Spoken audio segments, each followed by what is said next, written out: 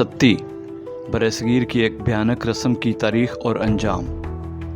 तारीख़ इंसानियत की किताब में कुछ अबवाब ऐसे हैं जो खून और आंसुओं से लिखे गए। बरसगीर की तारीख में एक ऐसी रस्म थी जिसने हज़ारों औरतों को ज़िंदा जला दिया। एक रस्म जिसने औरत के वजूद, इसके हक़ के ज़िंदगी और इसके ख्वाबों को राख में बदल दिया।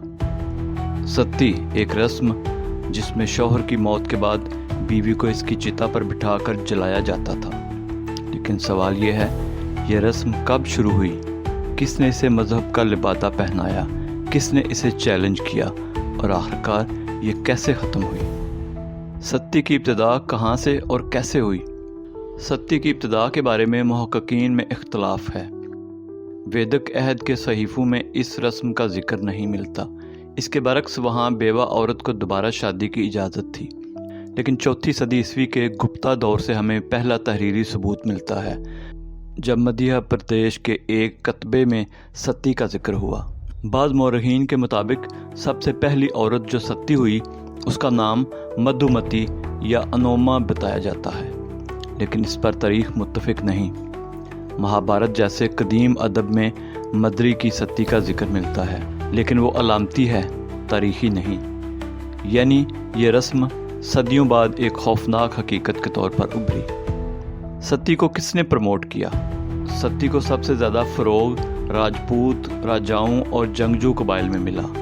यहाँ औरत की इज़्ज़त को शौहर की इज़्ज़त के साथ जोड़ दिया गया। अगर शौहर जंग में मारा जाता तो औरत के लिए आला वक़ार यही समझा गया कि वो भी आग में कूद जाए। राजपूत ख़वातीन दुश्मन के हाथ लगने के खौफ से इज्तिमाई खुदसोज़ी करती, जिसे जौहर कहा जाता था।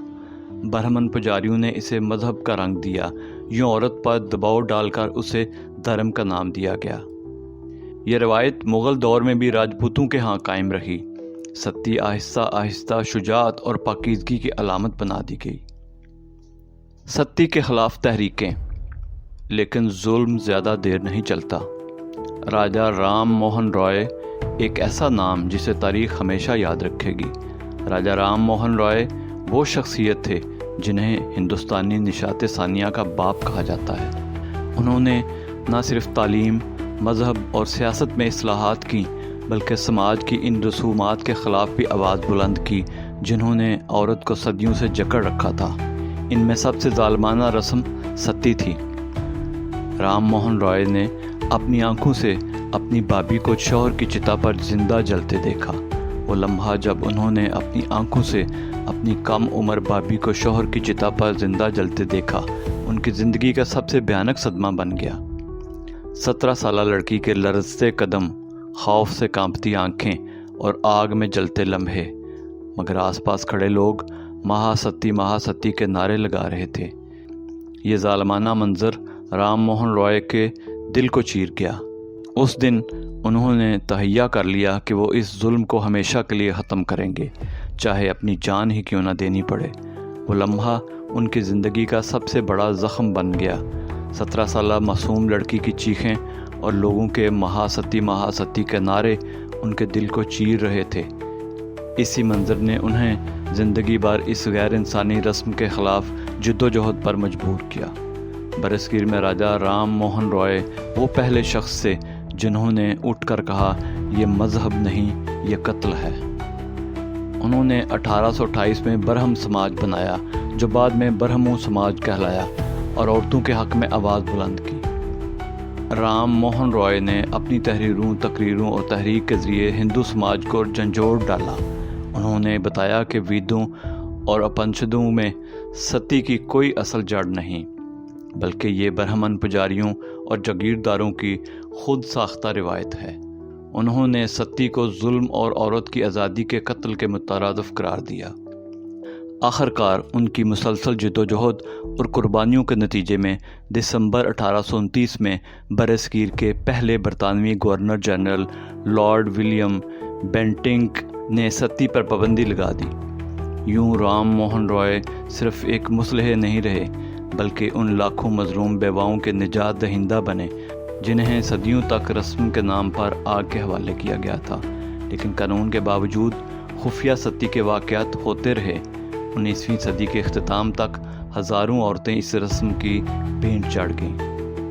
ہندوستان میں موجودہ قوانین۔ 1861 کے تعزیرات ہند میں ستی کو ناقابل معافی جرم قرار دیا گیا۔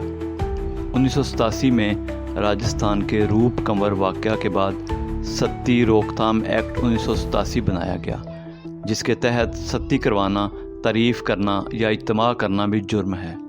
آج ہندوستان میں ستی پر مکمل پابندی ہے۔ اس جرم پر عمر قید یا سزائے موت تک دی جا سکتی ہے۔ کیا ستی صرف ہندوستان میں تھی؟ یہ جان کر آپ حیران ہوں گے کہ ستی جیسی رسمیں صرف بر صغیر میں نہیں تھیں۔ قدیم یونان میں کچھ بیویاں اپنے شوہروں کے ساتھ قبر میں دفن ہو جاتی تھیں۔ ویتنام، فجی، بالی، منگولیا اور کچھ افریقی قبائل میں بھی بیوہ عورت کو مارنے یا خود سوزی کرنے کی مثالیں ملتی ہیں۔ وائکنگ خواتین بھی کبھی کبھی اپنے مردہ شوہروں کے ساتھ دفن ہو جاتی، لیکن برصغیر میں یہ رسم سب سے زیادہ منظم، مذہبی رنگ میں اور بڑے پیمانے پر رائج رہی۔ کتنی عورتیں ستی ہوئیں؟ 17ویں سے 19ویں صدی کے درمیان مورخین کا اندازہ ہے کہ لاکھوں عورتیں ستی ہوئیں۔ صرف بنگال میں 1815 سے 1828 کے درمیان 8000 ستی کے کیس رپورٹ ہوئے۔ کل ملا کر کم از کم 5 لاکھ خواتین ستی کا شکار ہوئیں۔ یہ صرف اعداد نہیں ہیں، یہ 5 لاکھ زندگیاں، 5 لاکھ کہانیاں اور 5 لاکھ چیخیں ہیں جو تاریخ کے صفحات میں دفن ہو چکی۔ سکھ مذہب اور ستی۔ سکھ مذہب نے ہمیشہ ستی کی مخالفت کی۔ گرو نانک دیو جی اور گرو امر داس جی نے اسے ظلم قرار دیا اور عورت کو دوبارہ شادی کا حق دیا۔ مہاراجہ رنجیت سنگھ نے اپنی زندگی میں ستی پر پابندی لگا دی تھی، لیکن 27 جون 1839 کو ان کی موت کے بعد ان کی 2 بیویاں مہارانی مہرانو اور مہارانی چندر کور سماجی دباؤ اور درباری اثرات کے تحت ان کی چتا پر جل گئیں۔ یہ واقعہ سکھ مت کی تعلیمات کے خلاف تھا اور مورخین کے مطابق سکھ سلطنت کے زوال کی علامت بھی۔ اس کے بعد سکھ سماج نے ستی کو ہمیشہ کے لیے ترک کر دیا۔ ستی کے کچھ دردناک واقعات۔ تاریخ میں کئی ایسے واقعات درج ہیں جو دل دہلا دیتے ہیں۔ بنگال میں ایک خاتون کو اس وقت چتا پر دھکیل دیا گیا جب وہ بھاگنے کی کوشش کر رہی تھی۔ راجستھان میں خواتین کو اجتماعی طور پر قلعوں میں جلایا گیا تاکہ دشمن کے ہاتھ نہ لگ سکیں۔ روپ کنور کا 1987 کا واقعہ جس نے پورے ہندوستان کو ہلا کر رکھ دیا۔ یہ واقعات صرف تاریخ نہیں بلکہ عورت کی چیخوں کی باز گشت ہیں۔ اختتامیہ۔ ستی آج ایک ممنوع رسم ہے، لیکن اس کا زہر صدیوں تک عورتوں کے لہو میں گھلتا رہا۔ یہ رسم ہمیں یاد دلاتی ہے کہ جب مذہب اور سماج ظلم کا ساتھ دیتے ہیں تو سب سے پہلے عورت قربانی بنتی ہے، لیکن یہ بھی حقیقت ہے کہ انسانی جدوجہد، اصلاح پسندوں کی قربانیوں اور قانون کی طاقت نے اس ظلم کو دفن کر دیا۔ آج ہمیں عہد کرنا ہے کہ ہم کبھی بھی ایسی کسی رسم، روایت یا سوچ کو پنپنے نہیں دیں گے جو انسانیت پر دبا ہو۔ ستی ایک داستان عبرت، ایک صدیوں پرانی چیخ اور ایک سبق کہ زندگی سب سے قیمتی ہے۔